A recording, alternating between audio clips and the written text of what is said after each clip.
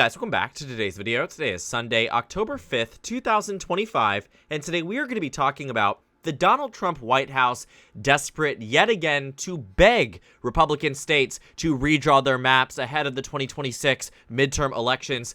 The Trump team from the Oval Office has been very clear and adamant with Republicans across this country. You must redraw your maps ahead of the 2026 midterm elections to give Republicans the upper hand ahead of the midterm cycle, to have them with the ability of winning an additional set of seats, as the Republicans and Donald Trump widely expect the Democrats to do quite well when it comes down to the 2026 midterm elections. The most recent example of this was in the state of New Hampshire when they went after Governor Kelly Ayotte, the incumbent Republican governor from the state, who they went to and said that you must redraw your maps because Republicans have control of the state Senate, the state House, and the governor's mansion. But Kelly Ayotte said no. To which the Trump team responded with Corey Lewandowski, Donald Trump's first ever campaign manager, going forth very publicly saying that he might actually primary Kelly Ayotte in the 2026 midterms, and serve to be as someone who tries to ensure that she does not have the ability to win re-election in the 26 cycle, except going at it from the front of trying to deny her another term through the means of a Republican primary rather than a general election. And we've started to see this become more and increasingly apparent across the nation as Donald Trump and the Republicans very clearly fear what the midterms might realize and what it might come with as they go into the final stretch of the 2025 cycle, as Virginia turns against them, New Jersey turns against them, and a number of other states have in special elections as well. Republicans can very clearly read the writing on the wall, and so can the President of the United States. But this desperation is getting very far. We saw in the initial conversation around the chain of redistricting, as Axios put it, this chain reaction across the country, which was an analysis of where could states see real changes about their maps ahead of the 2026 midterm elections. And an additional state that we are starting to see the Republicans hone in on target wasn't even on the radar for the 2026 cycle, and that is the state of North Carolina, where Republicans are scheming with the President of the United States to steal an additional seat from the Democrats after already drawing an excessive and egregious Republican gerrymander in a state where Kamala Harris received 48% of the vote in the last cycle. Yet Democrats could only rely on 4 out of the 12 total seats in this state. Now, North Carolina is the most recent state to join the bunch as one that might be considering redrawing their maps. But after Texas redrew their maps, and Missouri did too, Indiana, Ohio, Florida, and maybe even North Carolina seem likely to join the bunch on the GOP side as states that would draw out their maps. Now, just to give you a bit of context as to what Republicans are trying to do in North Carolina is target North Carolina's 1st congressional district, which was actually, believe it or not, drawn in a way that was meant to benefit the Republican Party in the 2024 election. It was drawn right after the 2024 midterms, and what we saw in the last cycle was that in the presidential election, Donald Trump actually won the 1st district by roughly 3 points. It was the Democrats who succeeded in cross-party voting, getting Republicans to vote for Don Davis in the North Carolina 1st district election because Kamala Harris was losing this district on the presidential level. But like I said, Republicans want to ensure the Democrats cannot win this district after they've recently won control, ideological control, of the North Carolina Supreme Court that took this 2020 map, which was actually a remedial map. The 2016 map was far more egregious. You can see the 2014 map was far more egregious. I mean, just take a look at some of these districts. Republicans very obviously drew it to ensure Democrats would have no hope and no chance at victory. In 2016, it turned around slightly, though. In 2018, Democrats came very, very close to flipping the 9th district and a number of districts across the states. And then the new map was implemented in 2020. Democrats got 5 seats in North Carolina. Keep in mind, Biden got about 49% of the vote in this state, so still a Republican gerrymander. But then the Democratic court said, we're done. There must be equal representation on both sides. Republicans can have the safer seats, but Democrats must have the opportunity to win competitive seats, to which the map was implemented. North Carolina's 1st and 13th were districts that Democrats could win, but then Republicans won control. After 2022, the courts switched, and then after 2024, they redrew the map, 2022 rather, they redrew the maps for 2024 that made it so Republicans had 10 safe seats. The Democrats had just 3, with one competitive right-leaning district that now the Republicans are looking to draw out.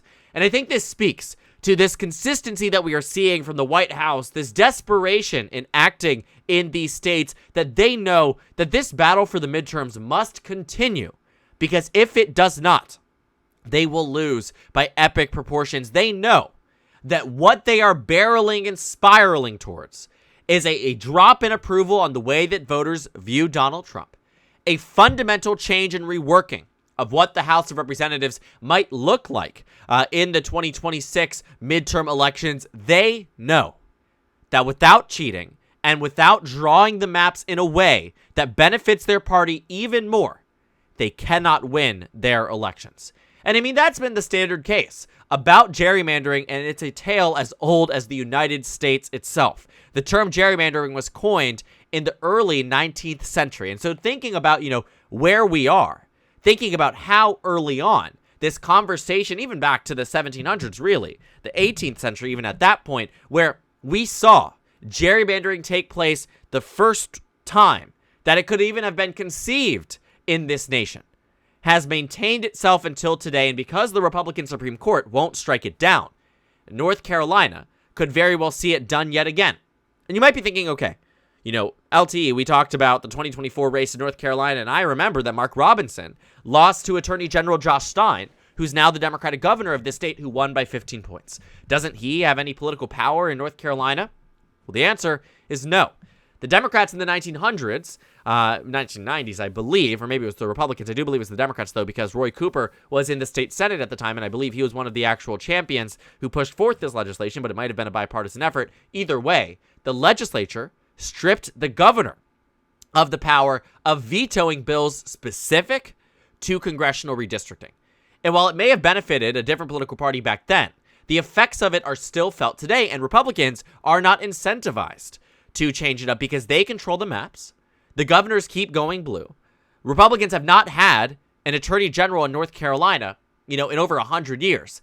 And so there is no, from a legal standpoint, they aren't incentivized to do it. From a legislative standpoint, they're not incentivized to do it. From a gubernatorial standpoint, they're not incentivized to do it. And so what can happen here is that if Donald Trump's words get too close to the ears of Republicans in North Carolina, which it seems like we are already at a point where this might be a near certainty, they can redraw the maps in North Carolina, and the partisan Republican Supreme Court will be elected, was elected, and will rule on this case on the side of the GOP, axing out an additional North Carolina district, meaning that Don Davis's district, which is already Trump plus 3 that he's had to fight for, might immediately become one of the surrounding districts, Trump plus 60, Trump plus 20, Trump plus 19. These are things that could happen because Republicans have the means to do so.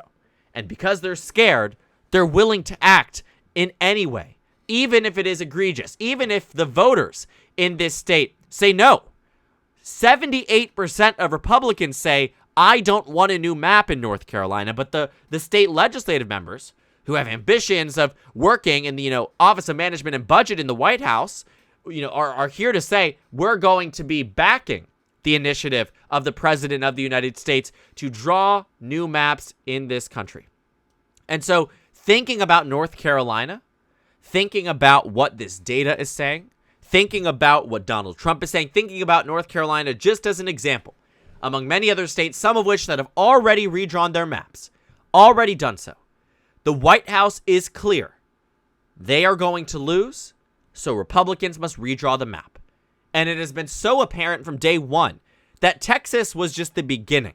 It was never going to be just a one and done, because Republicans, unlike Democrats, do not have constitutional, prohibitions. That's not the right term for it.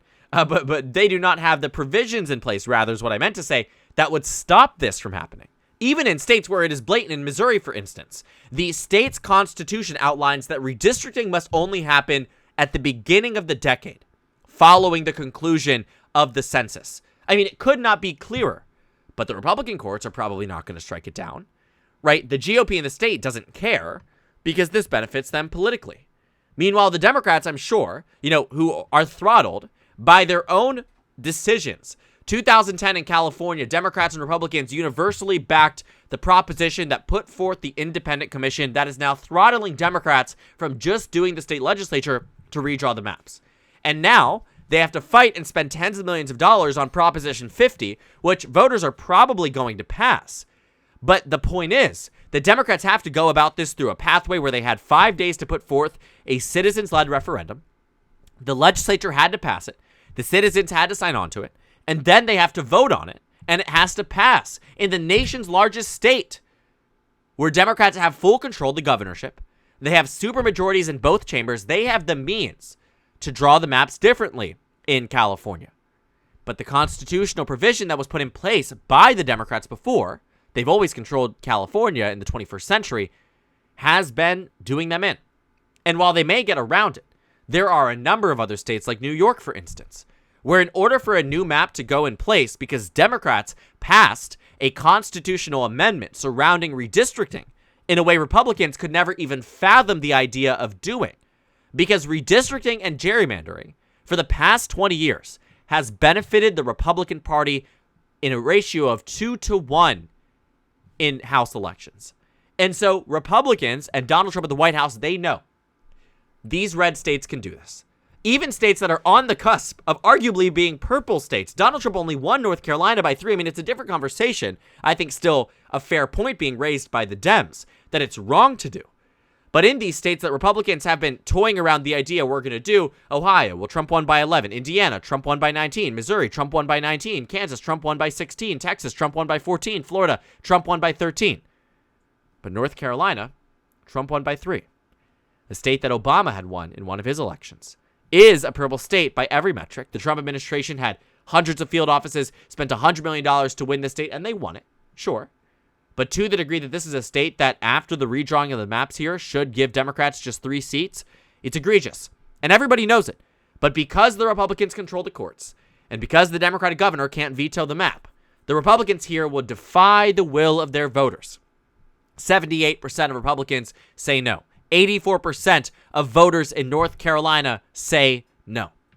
But very obviously, if it benefits their party, there is no incentive to care about this, because believe it or not, even though voters on a margin here of 9-1 or 8-2, right, or whatever it is, 4-1, are saying, I oppose this map from being implemented, or I oppose a blatant power grab in the state, even for my own political party, because Republicans look at this and say, at some point it's too much. Because people know that this continuation of gerrymandering is only going to make it so that by the time 2030 rolls around, we were on a pathway, I believe, at the beginning of 2020, where there was this very real reckoning about gerrymandering and a conversation about it happening in Washington, D.C. and across this country. It was the Democrats who near unilaterally voted on the John Lewis voting rights bill.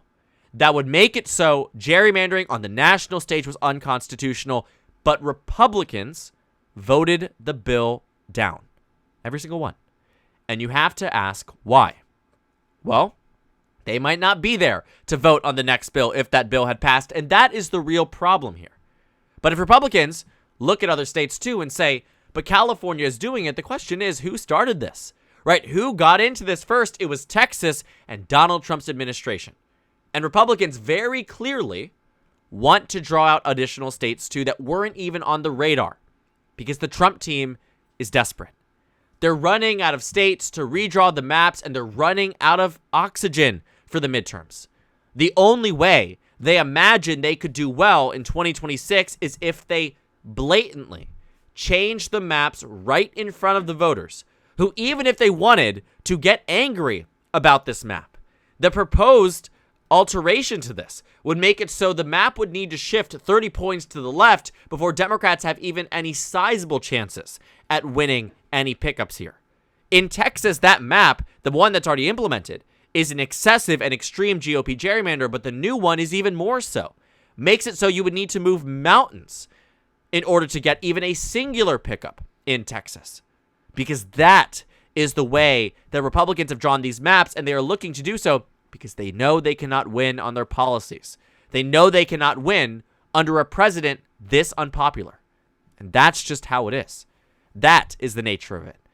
Being real about why these decisions are made, I think is very important. Democrats do it in response, but Republicans are going for the jugular because there's no other way they can see red on the map than if they do that. There's no other way they can see the maps drawn, an election result that they want to see unless they steal it. Not to the degree that we're saying this is, January 6th. But, again, if the shoe fits, kidding. But obviously looking at the map here and the 2026 midterms, they see one clear pathway to retaining House control.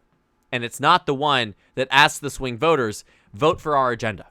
It's by drawing out the swing voters into a safe red district, so even if 15% of this nation turns on them, their House majority is protected.